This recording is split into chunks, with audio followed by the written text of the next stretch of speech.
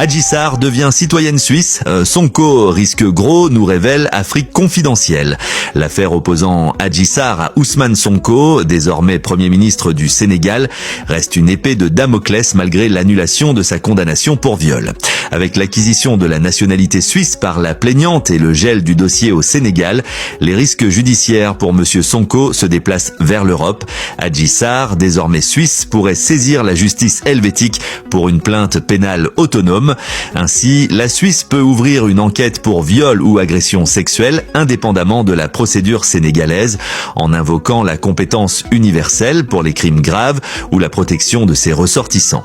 Si la Suisse estime que le Sénégal n'a pas mené une enquête équitable en raison du gel politique du dossier, elle pourrait demander à d'autres pays européens d'arrêter monsieur Sonko via un mandat d'arrêt européen. Même sans mandat d'arrêt, une plainte en Suisse pourrait déclencher une alerte Interpol, rendant risqué tout déplacement dans l'espace Schengen. L'immunité de Premier ministre ne protège pas contre les poursuites pour crimes graves, viol, crimes contre l'humanité en Europe. Les pays européens coopèrent étroitement en matière d'extradition. La Suisse peut solliciter la France, la Belgique ou l'Allemagne pour interpeller monsieur Sonko si une plainte est déposée.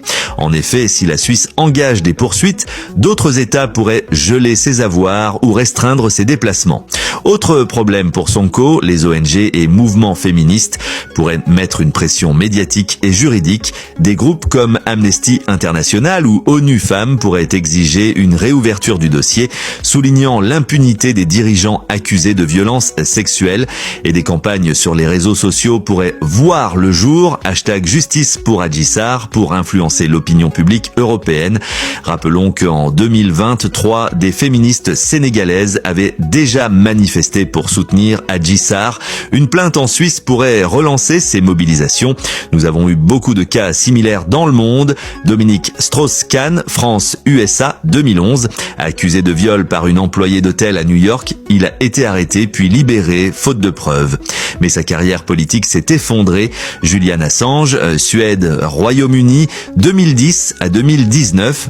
Poursuivi pour viol en Suède, il a été arrêté au Royaume-Uni après des années de refuge dans l'ambassade équatorienne. Moshe Katsav, Israël 2006 à 2011, ancien président israélien condamné pour viol et harcèlement sexuel, malgré ses dénégations et son immunité initiale. Dans le monde, les dirigeants ne sont pas à l'abri des poursuites à l'étranger, surtout si la victime a un passeport européen. La pression internationale et féministe peut contraindre à un procès équitable.